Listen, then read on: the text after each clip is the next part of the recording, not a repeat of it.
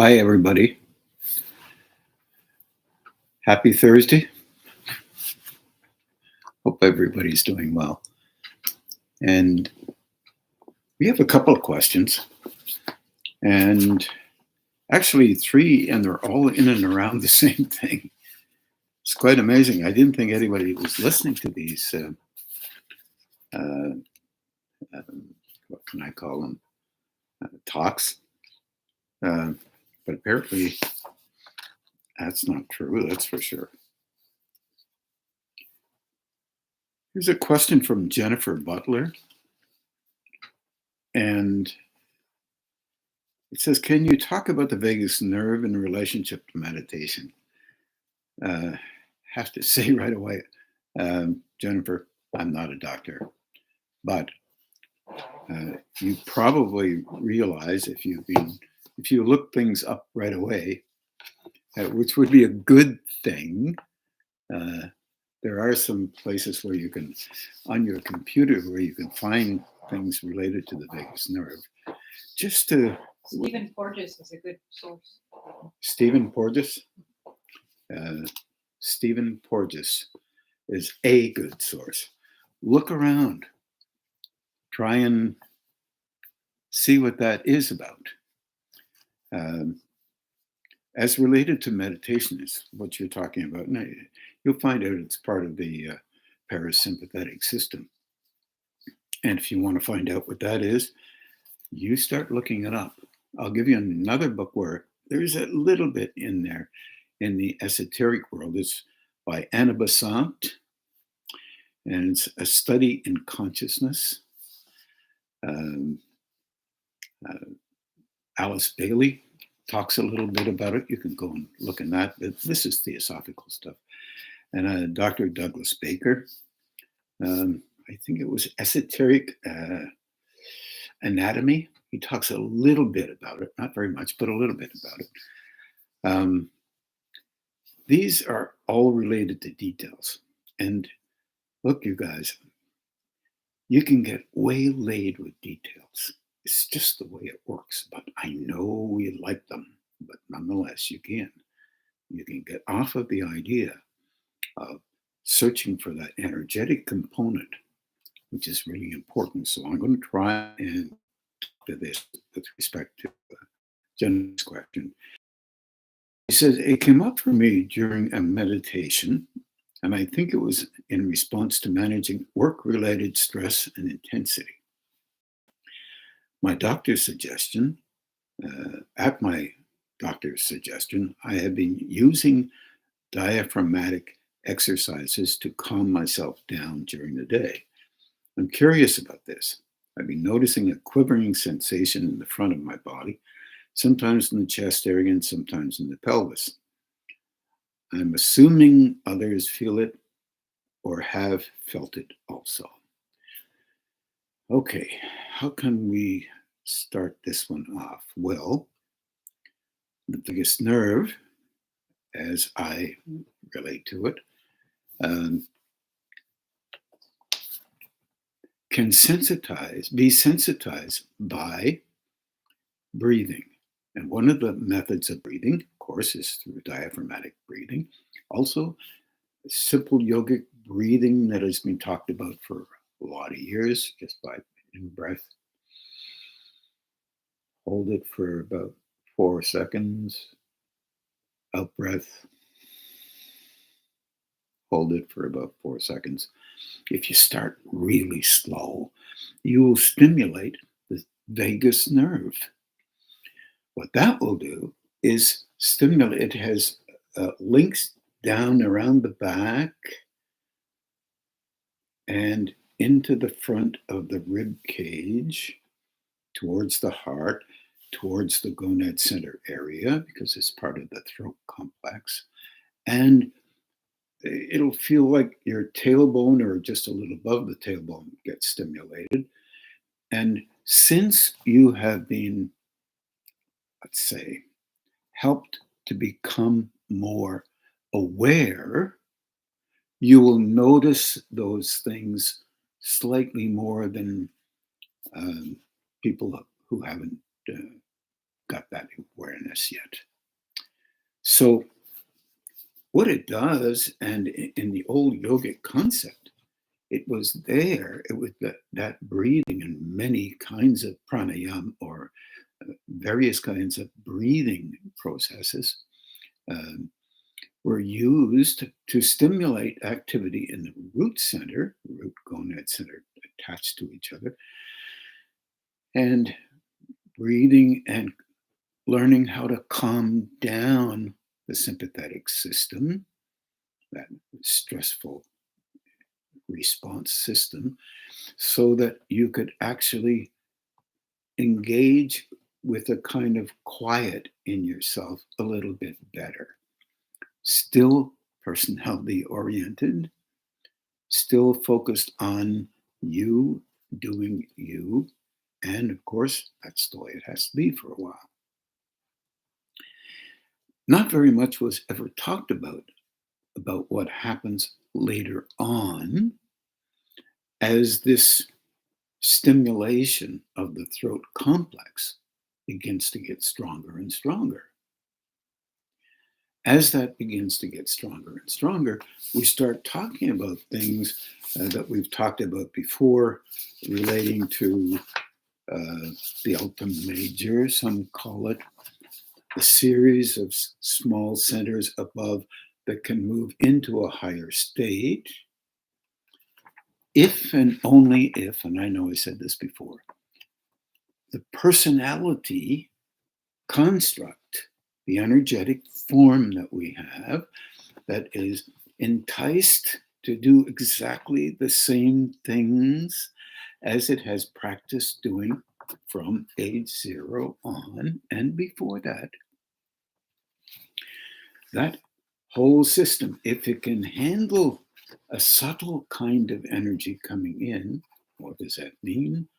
It means primarily that your internal system is set up, the structure, the personality structure is set up to be the way you believe it needs to be you. That's a complex situation because, of course, you don't really know what that you is, but you believe you do because you're copying your parental background pretty close. That may be annoying to some, but it really isn't. If you can notice it, you can say, this is how I constructed personality. I don't have to follow through all of those things to receive the love that my parents would give me if I was exactly like they were. Truth is, they wouldn't probably give you that if they had an awareness of how they were. They would want you to be you, kinda, along the lines of them, but you, kind of. When you think about that, it starts to be understandable a little bit. You would want your children, if you had them, to be different than you, because you would be looking at you by the time you're involved with having kids, and as they grow up, you would like them to find their way. Children don't do that. They find their way, but they find their way through the techniques that you have used. Many of them you don't even know you use. Getting slightly away from this, but the brow center is connected with the brain, as well as the throat center is, as well as the crown center is, as well as every other center is.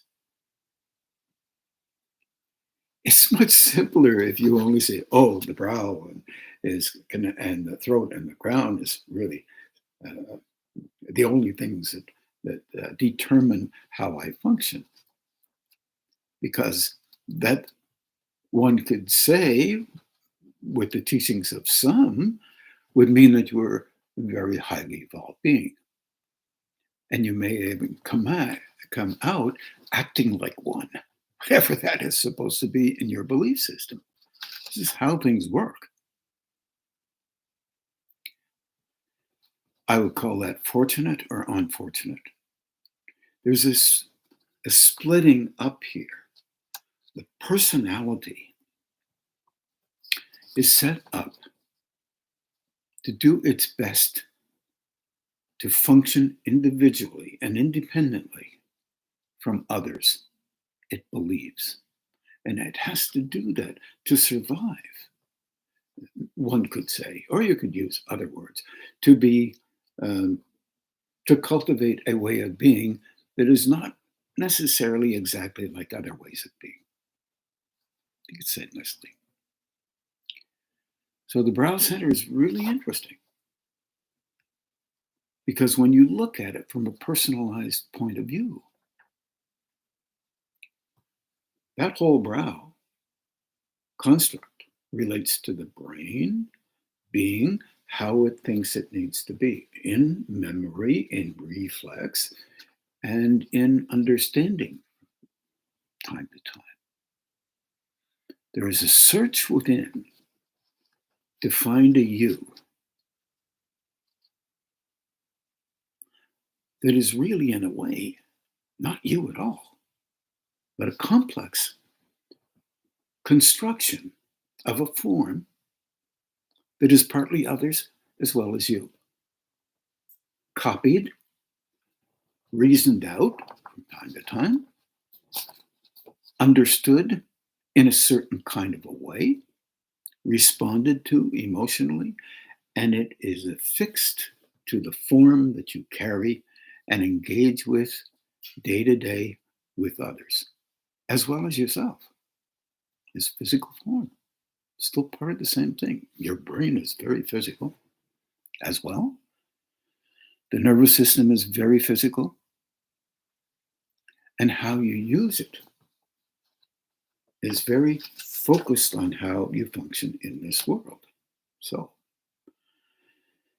when you use that kind of breathing, or many kinds of breathing,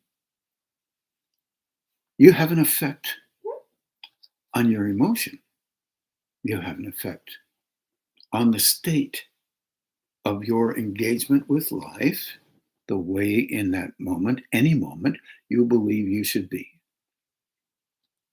If you calm yourself down, yes, you can become able to notice what you're doing. That's a possibility. But normally, people have a focus on why they attempt to calm down. You'll see a lot of professional golfers. They will take a number of deep breaths when they're under pressure, and then they will hit the ball. They're calming their emotional, physical, and mental systems down the best they can. They're able to under stress. It has long been known that if you stimulate this softening of intensity by breathing, you will calm your emotion down. You will calm your reflexes down because they are automatically operative when you have a reaction or what you believe you need to react to. It's true. It is often also said about that throat center complex that esoterically you would talk about, that it is very important in the coming together of the upper centers and the lower centers. What does that? Why would you say that? Well, you would say that because our personalities, with great respect, are driven by our positional relationship, our root center, our will to engage with the world, move through it, gonad center, nothing negative there, our solar plexus, to sense an engagement that is going on between people, you as well as others, and to respond in a practiced manner that you have repeatedly underlined over the years. No negativity in this whatsoever. So the concept is that aspect is in through all of this system from the top of your head to the bottom of your feet. Your system is energetic in nature. So it is assumed that people talk about the bosses of the lower system attempt to engage with the upper system, heart, throat, brow, crown, ultima major, or the small centers behind the neck. Some in the old days used to call the seven sisters. Just happens the seven sisters, the dominant structures are in the Pleiades, based on this astrological orientation. It's just symbolic reference, nothing negative there. And there were 7 small centers in the back of the neck and towards the back of the head, out, behind, and above. So one here at the lowest part of the neck, one right there underneath this area, where the medulla really is, construct. You can feel them. Take your fingers and find the bony part of both sides of your neck. Right there underneath it, you will feel stress. A little bit. It's one little one off the body. Down here, a little closer at the bottom, towards the bottom of the neck on both sides. Then a movement back behind the head and a movement forward. Ends up being more than 7, annoying. Behind the head, towards this part of the head and this part of the head, 2 areas here, and upward, higher, I would say, even, I can't tell how high that is, but maybe about a foot or so, or a foot and a half. And with some folks, you can actually perceive that energy flying upward. They are very strong-willed people. And when that softens down, they run out of steam sometimes. Not their fault. But that's the personalized version of it. Also at another state, another level, and that is the principle of higher states. They're at a different level. Those higher states are at different levels than we are able automatically to gain access to, because our personality is the boss. Higher states operate into us. We end up using that for our own purpose.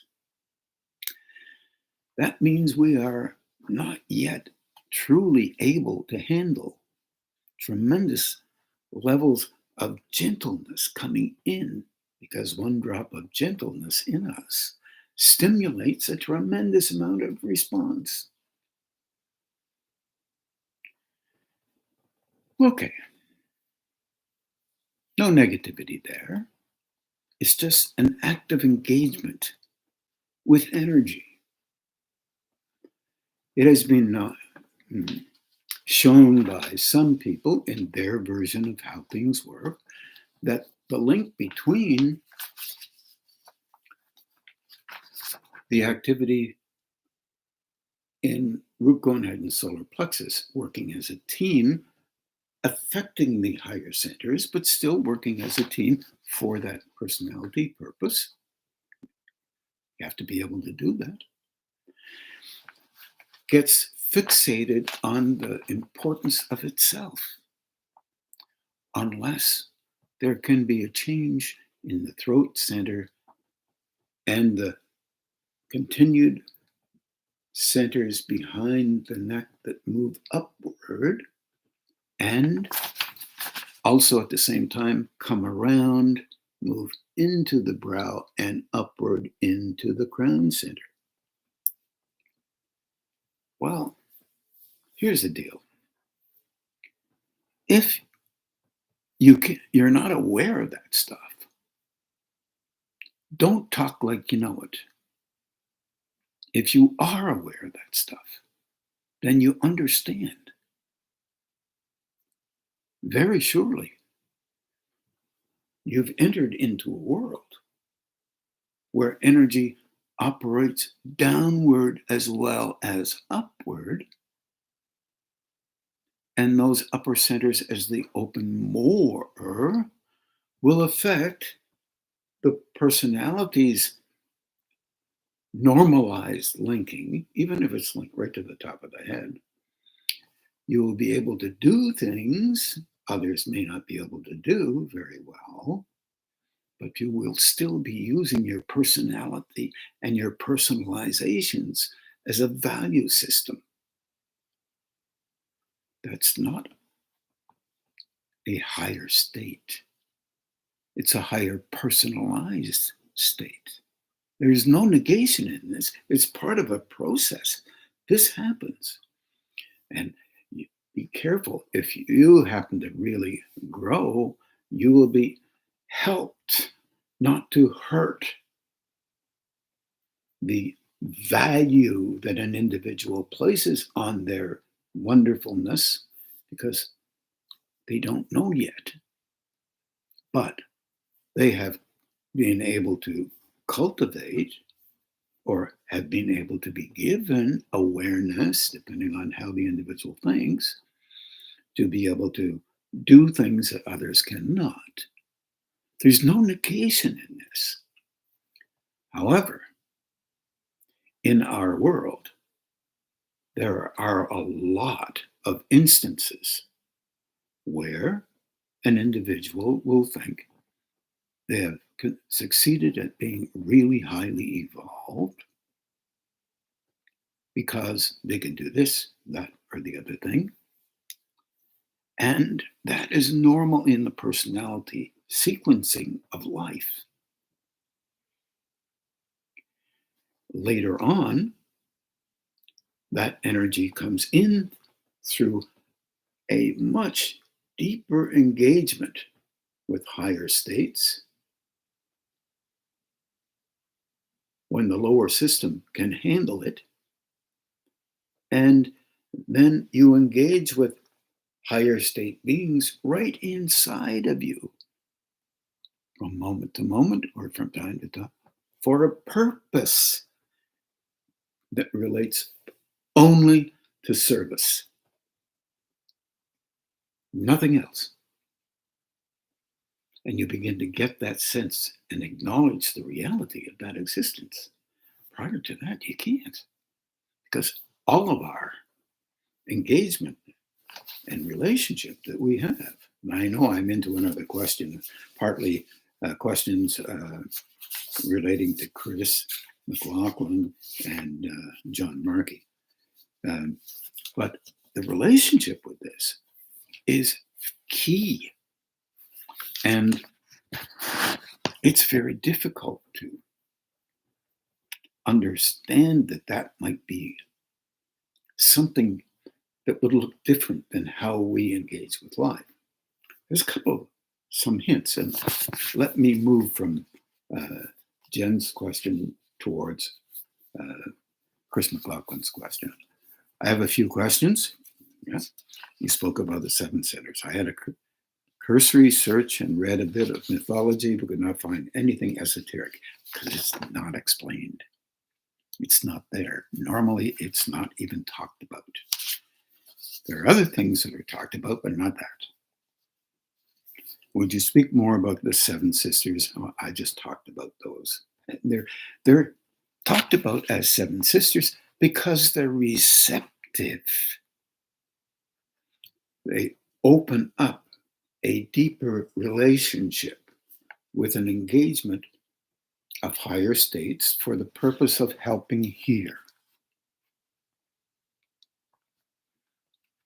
And this is kind of a little bit difficult because our normal way of talking here is we engage, we succeed, we're successful, we function, we're better, we know how able we are, and we walk around with that kind of emanating kind of thing. It's not like that. It's more like you know something is going on that may be helpful, and then you pull back and let the help go, and you end up not talking about it primarily at all. Purposeful, relating to higher engagement with consciousness, and your personality is worked on by you, not jumping in with a hammer and beating yourself up because you do this and that, but by looking for those points of reference where, I would never have done this kind of thing. I wonder what that's about.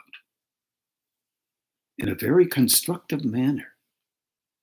And when you're doing that, you'll see the reflex that you have to pull back into you were able in doing that.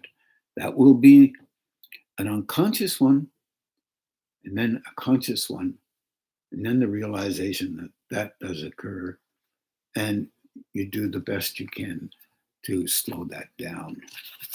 And you find out you can't fool yourself with that one. It starts to be obvious, and you're not judging it. You just slow it down. You say, okay, easy does it. There are some things that you can do. You can ask for healing for you, help, because you get to know, and it's humiliating and humbling at the same time. You can't do it on your own. If you're honest with yourself, you'll catch yourself. You can't do it on your own. And there's no thing about a point where you do it and you do it 50 times and 100 times, and then you're automatically thinking that now you are in total alignment with that higher state. It's not real. Not real. Still learning and continuing and doing the best you possibly can. You have to try and be kind with yourself, compassionate. Oh gosh, what a word. You have to let that empathy open past the self-valuing process or the self-putting down, just a little bit at a time. And what that does is increases the flow coming in, especially in the linkage relating to the throat center. Now, the Hindus and the Buddhists knew this and have known this for a long time. And I suspect that the Taoists have known it too. I suspect others have cottoned to it, but maybe don't know how to explain it. I think it's hard to explain, but I wish everybody well who tries to. During the webcast, while answering my question, you spoke of the brow and possible schism.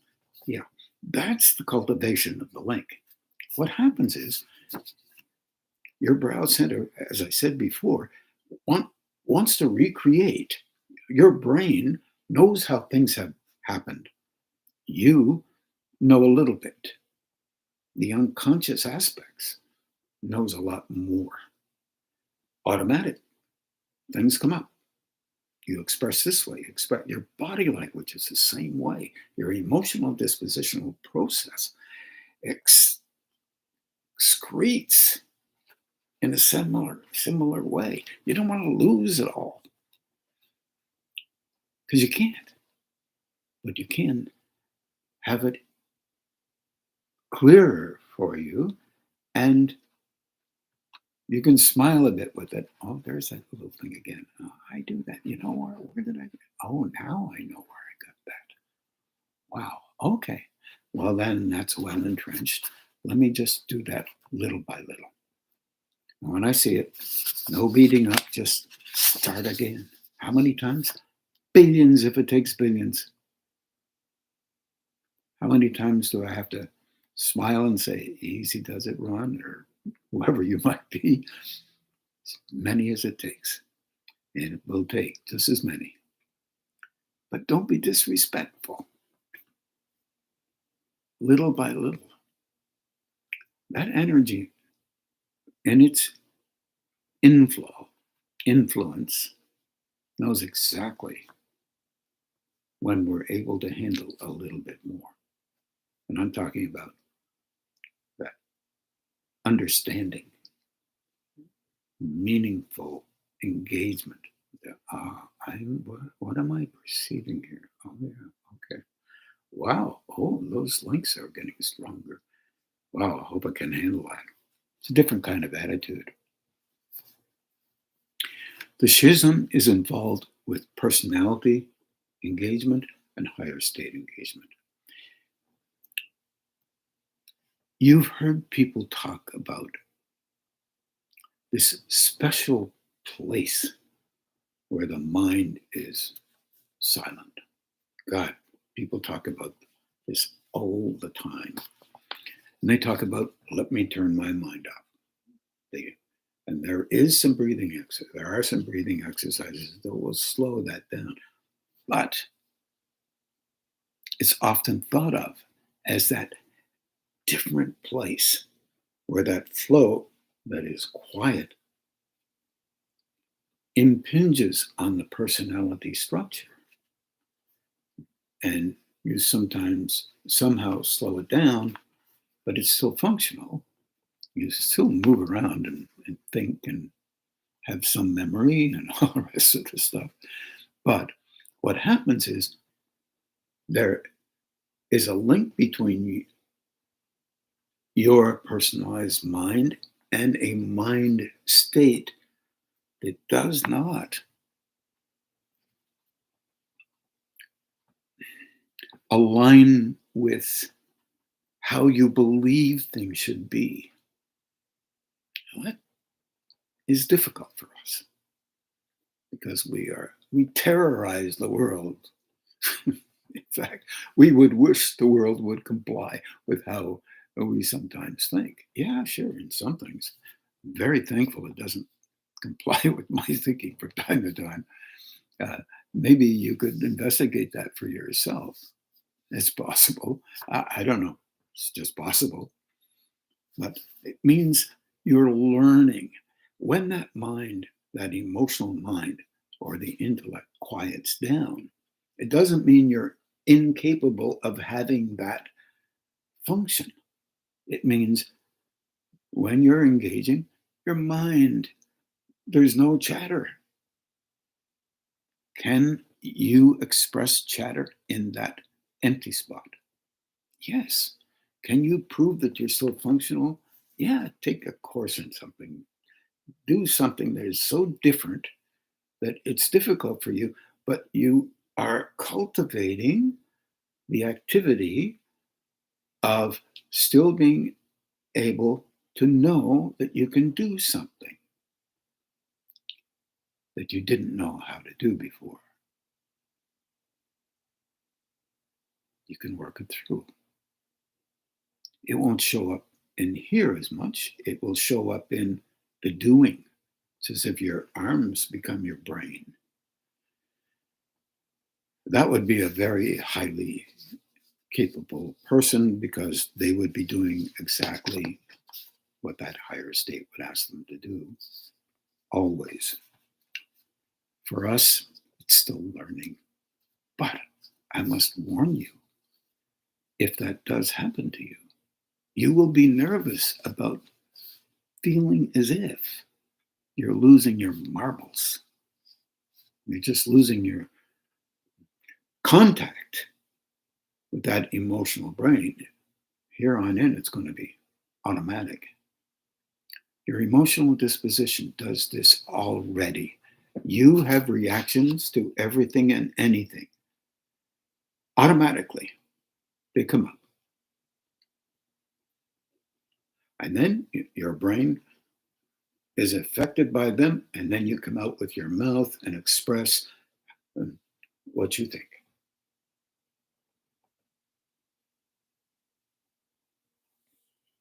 So your emotions are automatic based on how you constructed your relationship with the thing that we call personality.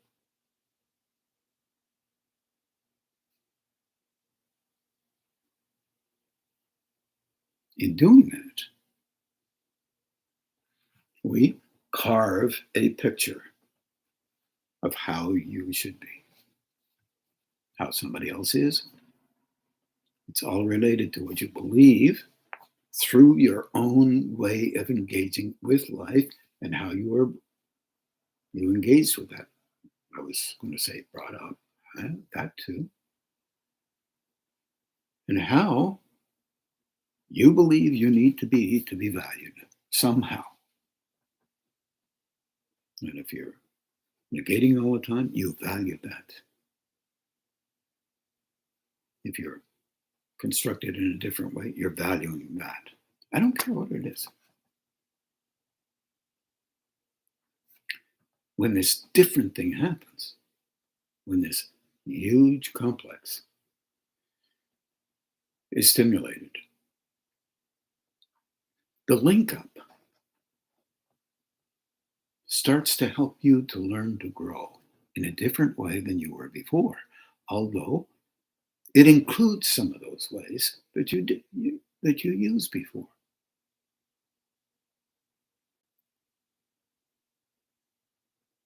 So you listen to you watch you with respect, gentleness, or kindness, and you begin to attempt to understand little by little. It's like being in grade 1. You're starting a new life. And it's wonderful. But also makes you feel vulnerable. And sometimes annoyed at yourself. And sometimes invigorated by yourself. So those things you have to soften down best you can. If that's what you want to do. Nobody's forced into doing stuff like that. Also, during the webcast, while you were answering my question, I was trying my best to follow the energy and the conversation when suddenly I was unable to do either. What happened? Kind of like the system opened a bit back and front, and then all of a sudden it was showing you something. But your personality automatically assessed that. The way personalities are supposed to be. You won't lose that. But some of the reflexive stuff may soften down so much that you'll have to encourage yourself to pay closer attention, because your attention also goes into automatic. Nothing negative there. It's just what it does. For the past 3 months, I've been losing focus, not as in a daydream kind of way. I'm doing the task at hand, sometimes not so well, but I have no memory of the work that I've done. Is this something neurological or energetic? If energetic, what's happening since I can't feel it coming on? I'm a bit worried that it might happen while driving.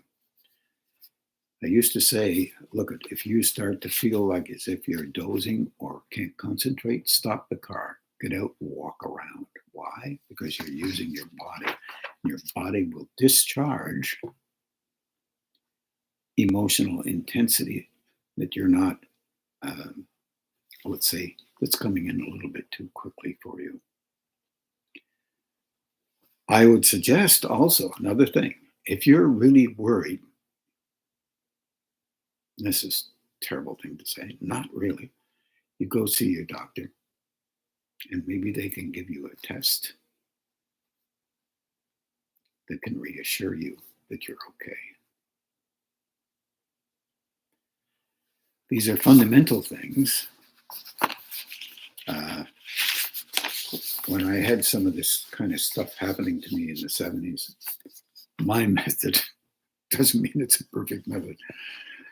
I started taking university courses to see if I could prove to myself that I was still functional. And it was valuable for me. And then continue reading. After you're finished, whatever you do, you prove to yourself that you're still functional. But recognize that sometimes you will notice these kinds of things. But it's like fusing the two together. And it's a synthesizing kind of. If energy comes in really strong, the purpose of the energy may be just to teach you, just to help you understand, give you new meaning. Most of our meanings in our world are wrapped around our personalizations, and they have to be that way. There has to be, you have to be able to function. So if that were me, I would automatically start changing my reading habits, but keep them up. If you're reading a whole bunch of spiritual stuff, for example, bring in other stuff and do it right away. Why? Because in a subtle way, there is energy coming into you relative to what you're reading about. If you read about something, for example, and your awareness is quite able, in a subtle manner, you will be reading and you'll notice what centers the author has on while you're reading this book when they're writing it. That's not a joke, that's reality. And you recognize that that book is transmitting. It's really the author and how she or he is writing. But you are also a reader, and you are transmitting as well. It's the old story. There's a link up. Move your focus. If it's giving you a little bit of trouble, it means you're going into meditation and it's quietening down your mind in a significant way. And that's the intellectual mind or emotional mind I'm talking about. So you need both. You need a balance. And that balance point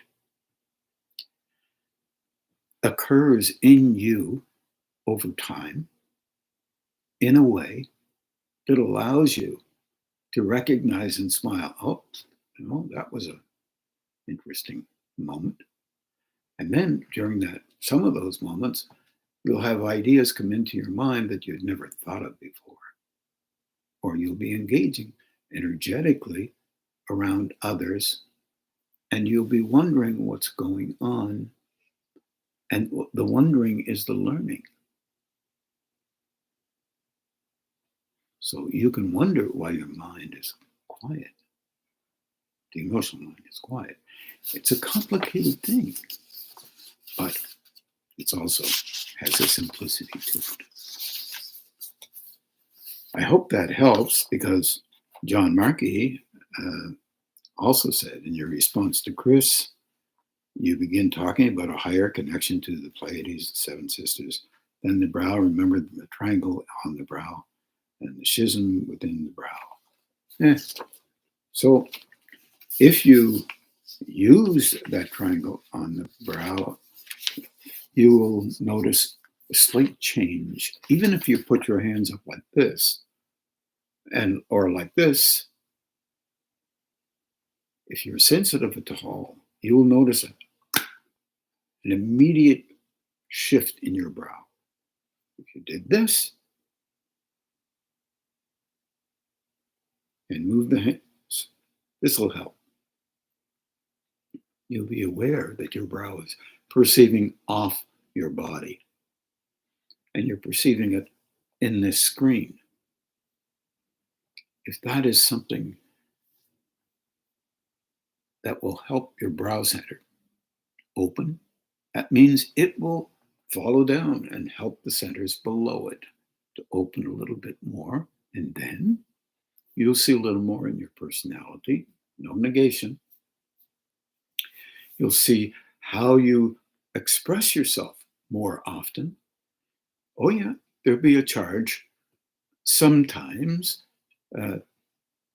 you'll have more understanding of something than you ever had before.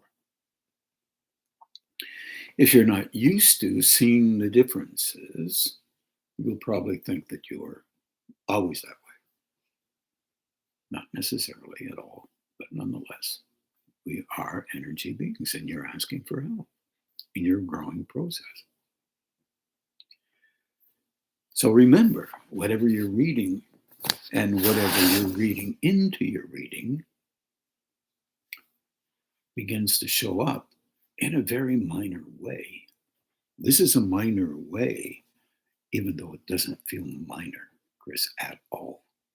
It really feels major because there's an automatic, how could I put this?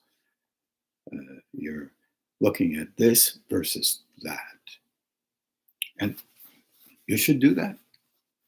Most of us, if we have a hurt knee or hurt arm, we say, hey, that's different than what it was before. And it's a logical way to look at things. Nothing wrong with that. But many people, as they grow, have, let's say, moments that they miss things with. And here's an idea, just an idea. Talk to that flow. Sounds weird, I know. Talk to it and say, look, I want to be aware of this stuff. Consciously, I want to recognize it when it's happening.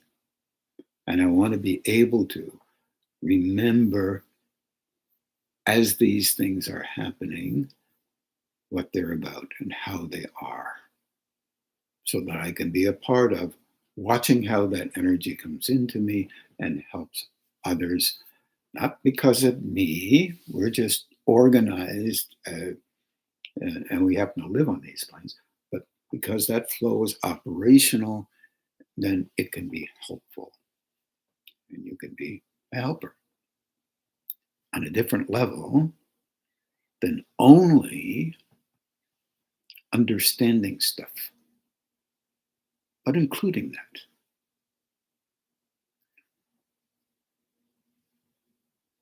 Being an energetic being has its moments,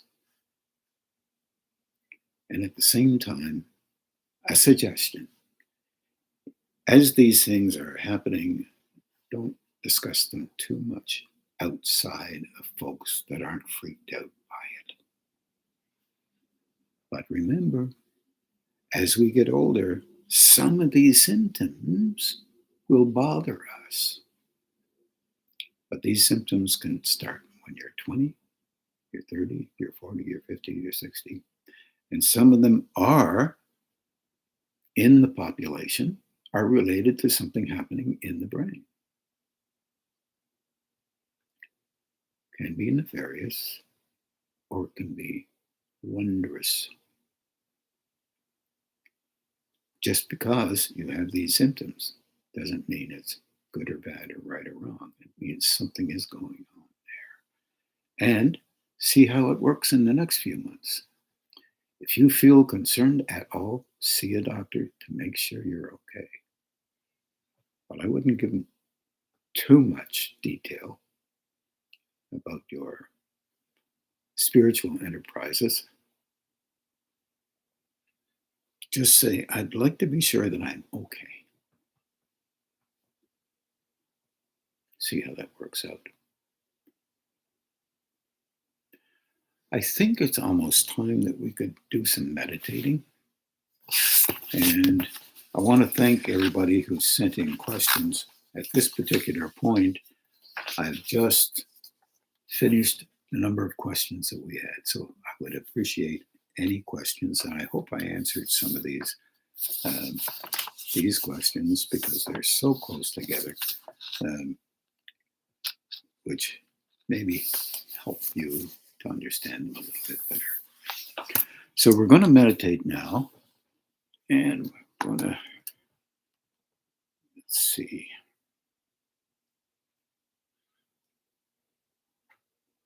Try and find something here. Yeah, the sacred chants of Shiva tonight.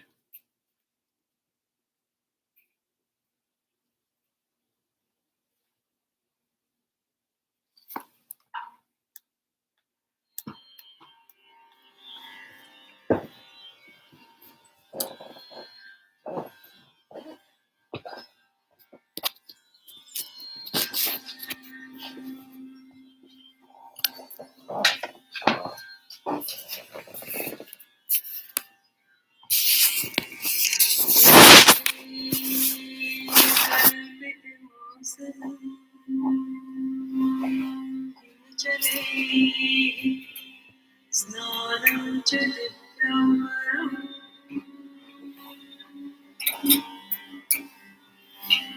नानारत्नविभूषितं मृगमदामोदाङ्कितं चन्दनम्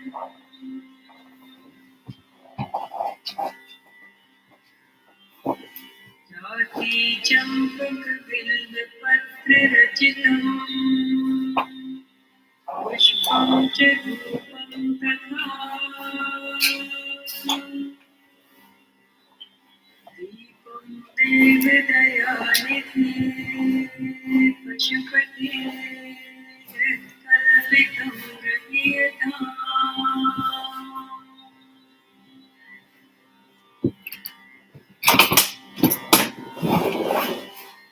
सौवर्णेन मरत्नखण्डरचिते पात्रे घृतं पायसम् भक्ष्यं पञ्चविधं पयोदधियुतं ब्रह्माफलं पानकम्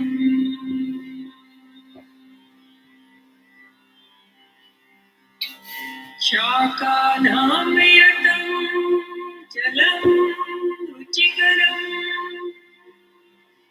कर्पूरखण्डोज्ज्वलम्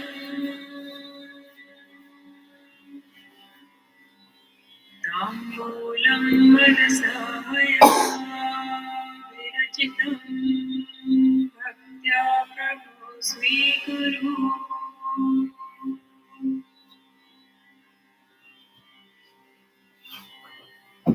छत्रं चामरयोर्युगं प्रचलितं चादर्शकं निर्मलम् वीणाभैरिमृदङ्गकोगलकला गीतं च नृत्यं तथा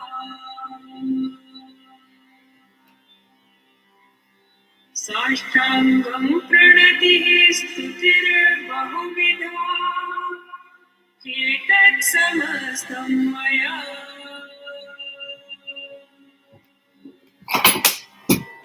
संकल्पेन समर्पितं तव विभो पूजां गृहाण प्रभो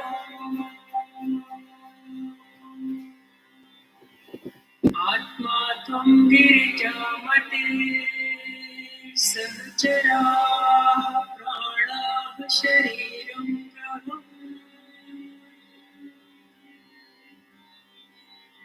पूजा ते विषयोपभोगरचना निद्रा समाधिस्थितिः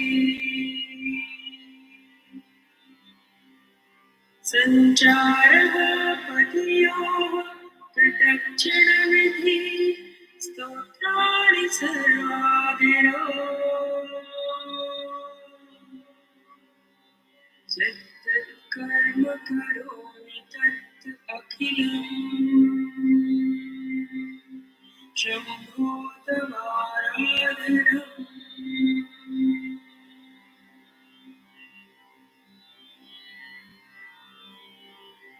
करचरणकृतं वा कायजं कर्मजं वा श्रवणनयनजं वा मानसं वा परागम् विहितमविहितं वा सर्वमेतच्छमस्व जय जय करुणाब्धे श्री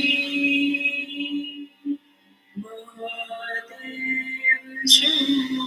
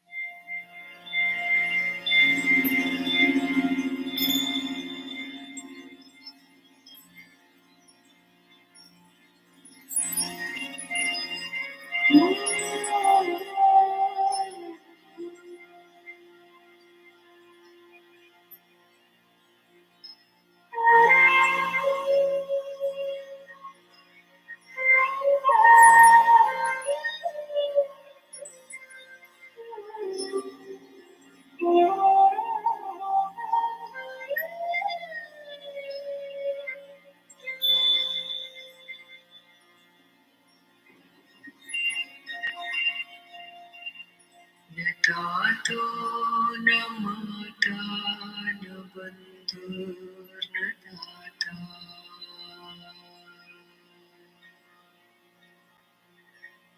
न पुत्रो न पुत्री न भृत्यो न भर्ता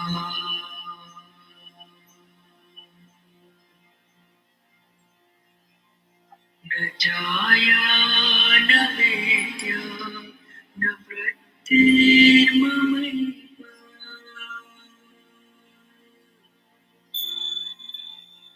गतिस्त्वं गतिस्त्वं त्वमेका भवानि गतिस्त्वं गतिस्त्वं त्वमेका भवानि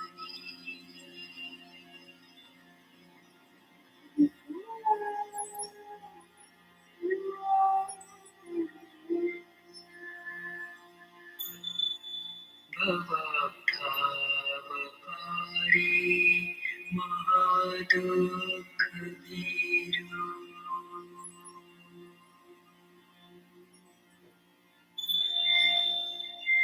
प्रपात प्रकामी प्रलोभी प्रमत्ता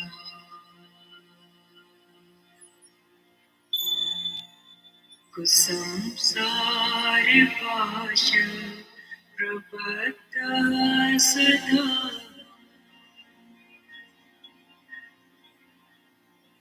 गतिस्त्वं गतिस्त्वं त्वमेका भवानि गतिस्त्वं गतिस्त्वं त्वमेका भवानि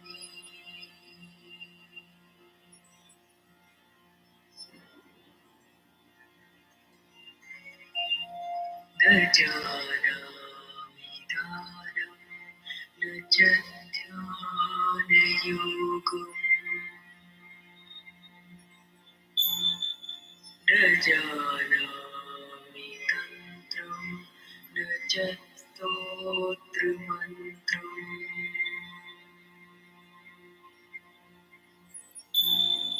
न जानामि पूजां न च न्यासयोगम्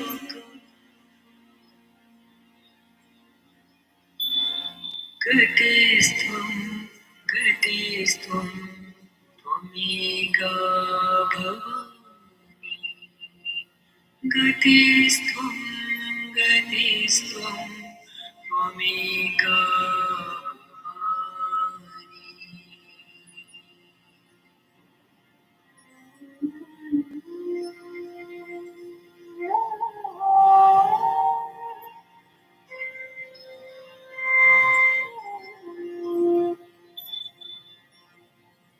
न जानामि पुण्यं न जानामि तीर्थम् न जानामि मुक्तिं लयं वा कदाचित्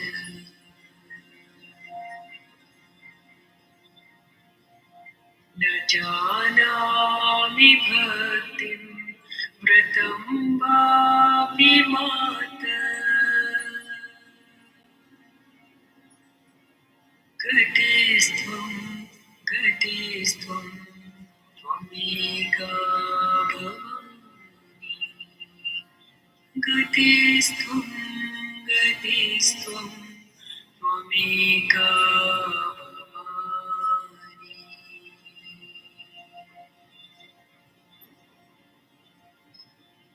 कुकर्मी कुसङ्गे कुबुद्धि कुदास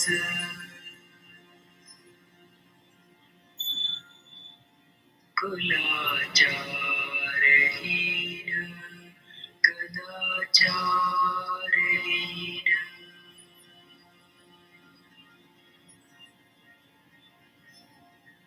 कुदृष्टि कुवाक्य प्रबन्ध सदाहम्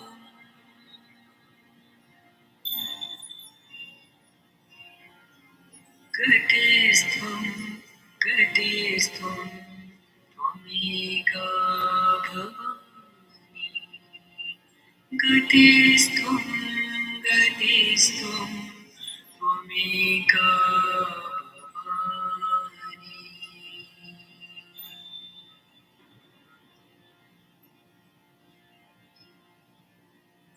प्रजेशं रमेशं महेशं सुरेशं दिनेशं निशीथेश्वरं वा कदाचित्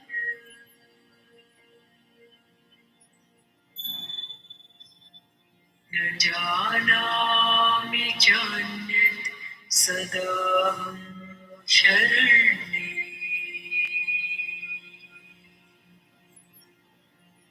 गतेस्त्वं गतेस्त्वं त्वमेका भवानि गतेस्त्वं गतेस्त्वं त्वमेका भवानि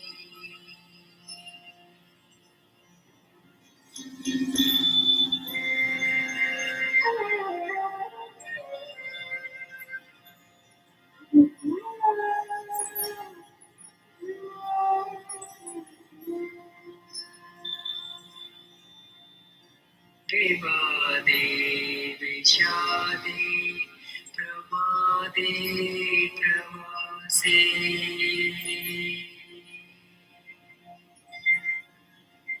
जले चानले पर्वते शत्रुमध्ये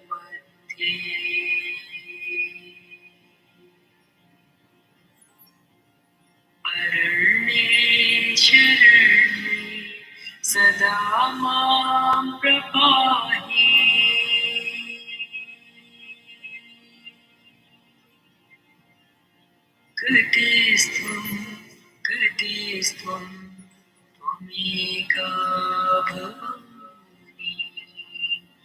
गतिस्त्वं गतिस्त्वं त्वमेका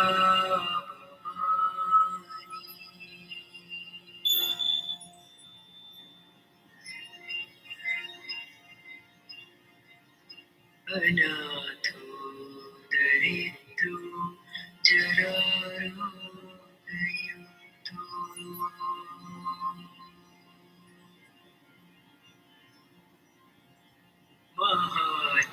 महाचीनदीन सदा जाड्यवक्त्रा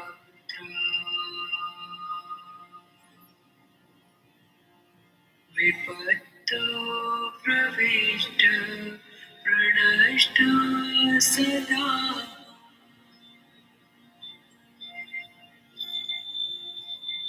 गतिस्त्वं गतिस्त्वं त्वमेका भवानि गतिस्त्वं गतिस्त्वं त्वमेका भवानि गतिस्त्वं गतिस्त्वं त्वमेका भवानि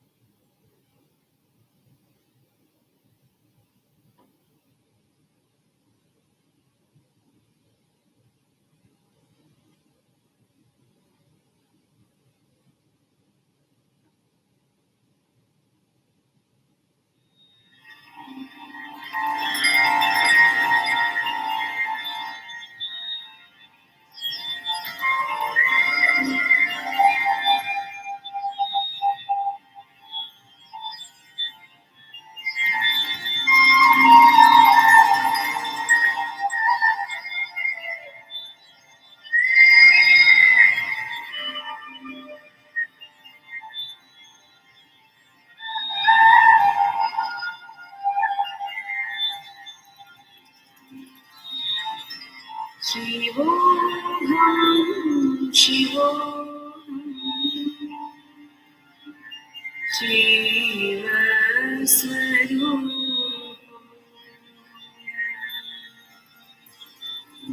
शिवोऽहं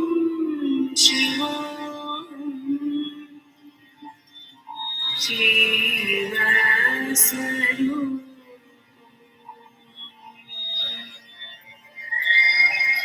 नित्योऽहं शुद्धोऽहं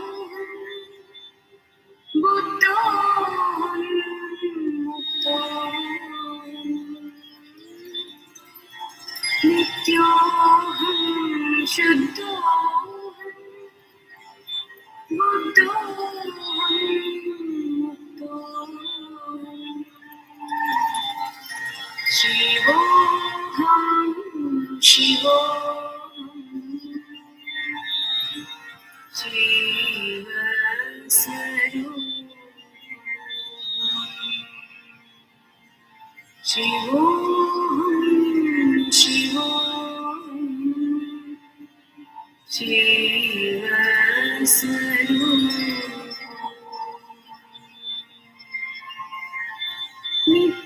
नित्योऽहं शुद्धोऽहं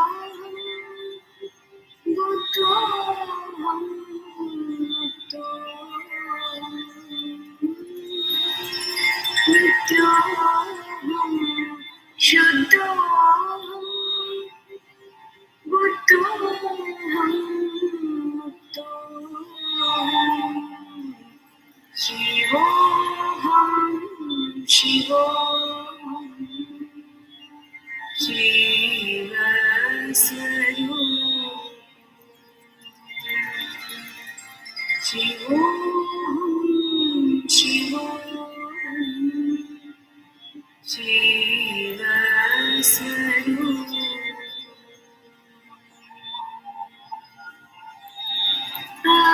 Advaita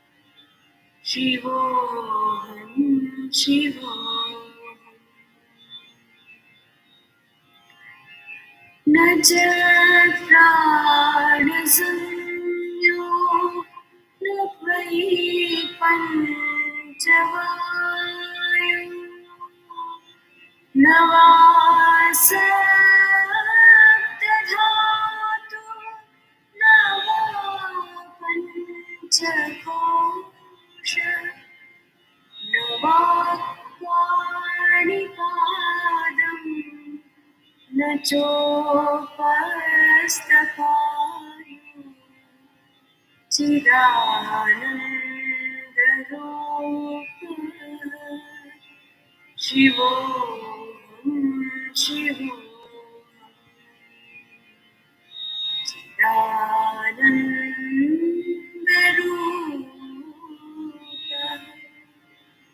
शिवोऽहं शिवो न मे द्वेषरागो न मे लोभमोहो मदो नैव मेनैव मात्सर्यभावः न धर्मो न चार्थो न कामो न मोक्षः चिदानन्दरूपः शिवोऽहं शिवोऽहं चिदानन्दरूपः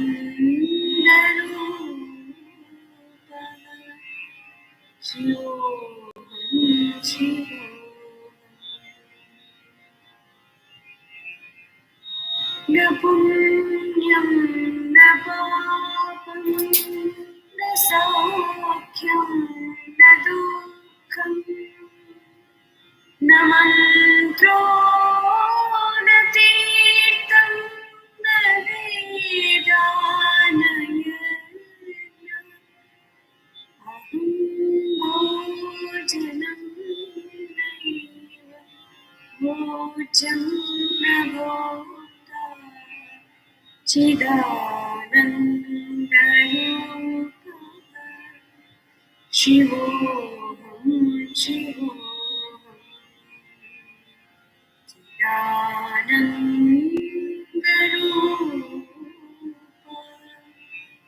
शिवोऽहं शिवोऽहम् न मृत्यो न शङ्का न मे जातिभेदः पिता नैव वेदैव माता न जन्म न बन्धो न मित्रम् गुरुर्नैव शिष्यः चिदानन्दरूपः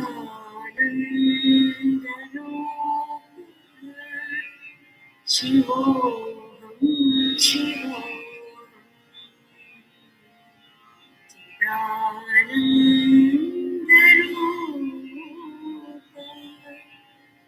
शिवोऽहं शिवोऽहम्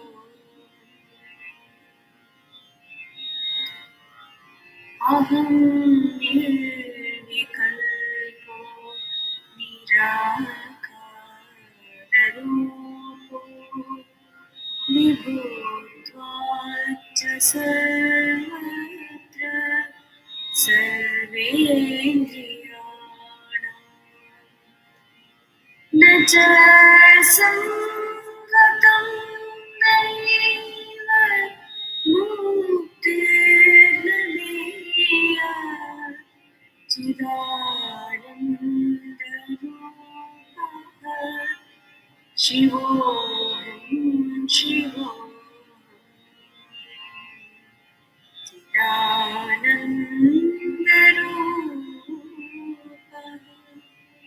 शिवोऽहं शिवोऽहं शिवोऽहं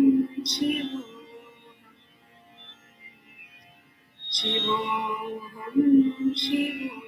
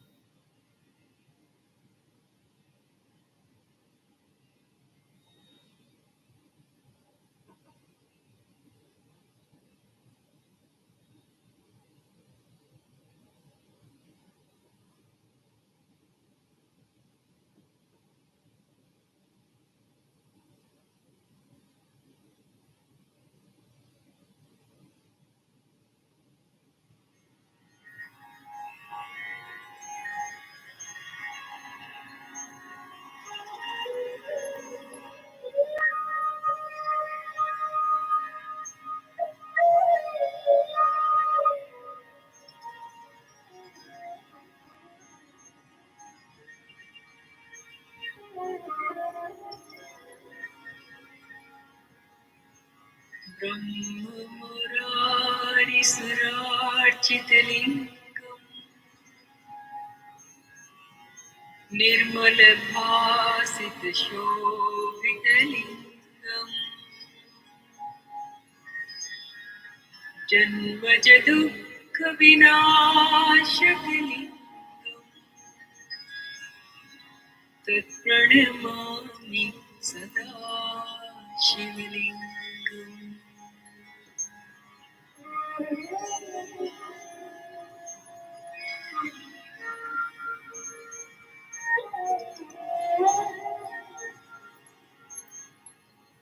देवमुनि प्रवरार्चितलिङ्गम् कामदहन करुणाकरलिङ्गम्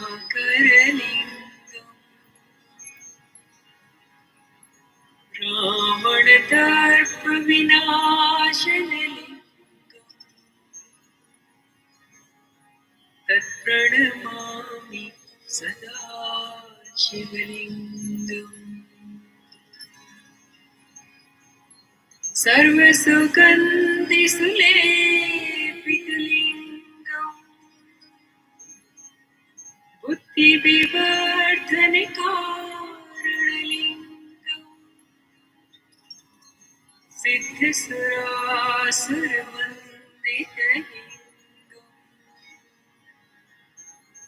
तत्प्रणमामि सदा शिवलिङ्गम्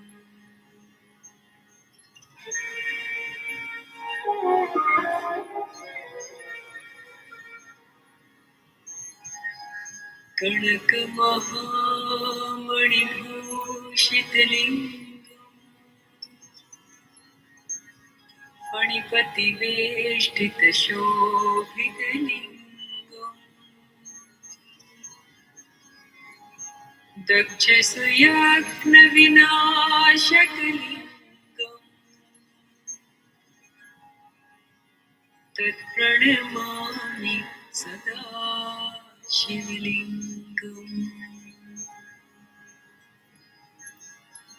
कुङ्कुमचन्दनलेपितलिङ्गम् पङ्कजहारसुशोभितलिङ्गम् सञ्चितपापविनाशकलिङ्गम् तत्प्रणमामि सदा शिवलिङ्गम्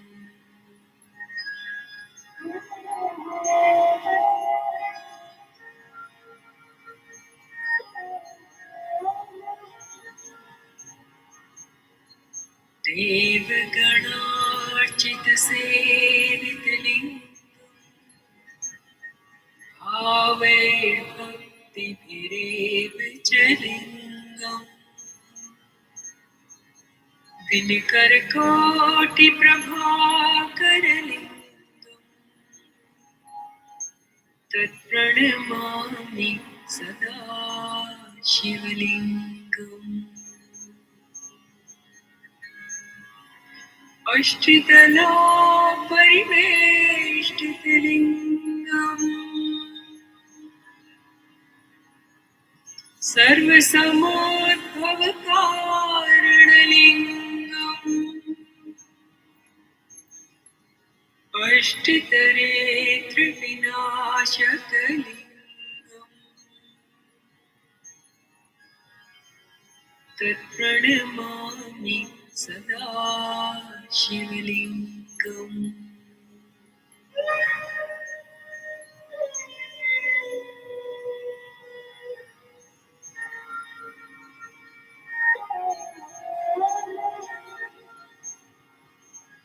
सुरगुरुसुरवरपूजितलिङ्गम् सुरवनपुष्पसदार्चितलिङ्गम् परमपदं परमात्मकलिङ्गम् तत्प्रणमामि सदा शिवलिङ्गम् तत्प्रणमामि सदा शिवलिङ्गम् तत्प्रणमामि सदा शिवलिङ्गम्